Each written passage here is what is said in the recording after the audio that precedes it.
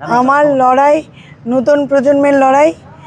আমার লড়াই হলো শিক্ষা, কাজ, মনুষ্যত্বের লড়াই। আমি সবাইকে একটা কথাই বলবো, এটা আমার প্রথম নির্বাচন। আপনারা সবাইকে দেখেছেন, গিরগিটি গিরগিটিই থাকে, রঙটা বদলায়, গিরগিটি টিকটিকি হয় না। হ্যাঁ, তো আজকে আপনারা দেখছেন বিজেপিতে যে সে দুদিন আগে সিপিএমে ছিল, আর এদিকে তৃণমূলকেও দেখেছেন এত উন্নয়নের জোয়ার এনেছে যে আজকে চণ্ডীপুরের একজন বিধায়ক যিনি এত উন্নয়ন করেছেন, পানিশমেন্ট ট্রান্সফার করিমপুরে হয়েছে।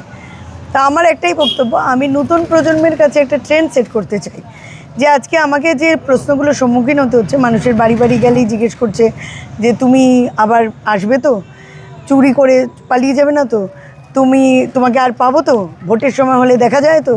তা আমি ট্রেন্ডটা সেট করতে চাই যে আজকে যখন আমার পাশের বাড়ির মেয়েটা রাজনীতির জগতে আসবে, সেই জন্য এই যে রাজনীতিটা ব্যবসা হয়ে গেছে বলে আজকে মানুষের মনে এই প্রশ্ন, আমি চাই যে তারা যেন তখন বলে যে আচ্ছা, পূজা যেমন পাশে ছিল তুমি থাকবে তো, পূজা যেমন টাকা চুরি করেনি তুমি চুরি করবে না তো।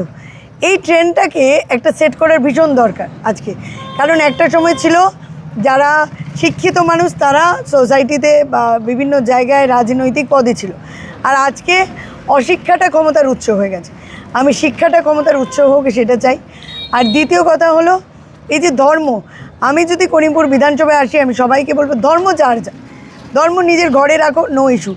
কিন্তু করিমপুরে কোনো ধর্ম নিয়ে কোনো বিভাজন ভেদাভেদ হবে না। ধর্ম এখানে একটাই, সেটা হলো মানব ধর্ম।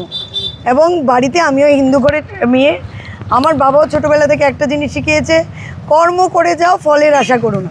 তো কর্মটাই আসল, কর্ম না করলে পেটে ভাত কেউ জোগাবে না। তো আমিও চাইবো এখানকার মানুষ কর্ম যাতে কাজটা পায়। আমার মূল উদ্দেশ্য হলো নতুন প্রজন্মকে যাতে বাইরে গিয়ে কোথাও কাজ না করতে হয়, শিল্প স্থাপন, যাতে ওরা কাজ করে ওই লক্ষ্মী ভাণ্ডারের ভিক্ষে ১,৫০০ টাকা, যেটা নিয়ে মারা খুব খুশি।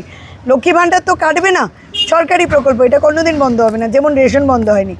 আমি একটা কথাই বলবো, আমি চাই একটা ছেলে বা একটা মেয়ে তার মার হাতে ৫,০০০ টাকা দিয়ে বলবে এটা আমার পরিশ্রমের পয়সা, আমার মেহনতের পয়সা, আমি তোমার হাতে দিলাম, এবার তুমি তোমার সংসারে খরচাটা করো।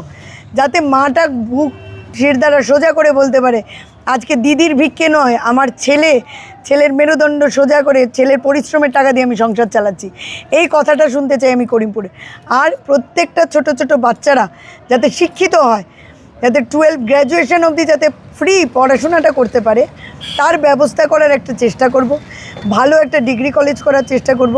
এখানে হসপিটালের তো কিছুই নেই, হাঁচি দিলেও বহরমপুর যেতে হয়, ব্যাঙে হিসি করলে 4 ফুট 5 ফুট জল জমে যায় এই রাস্তায়, আমি দেখেছি, হাঁটতে গিয়ে হোঁচট প্রত্যেকটা রাস্তায় আমি খেয়েছি।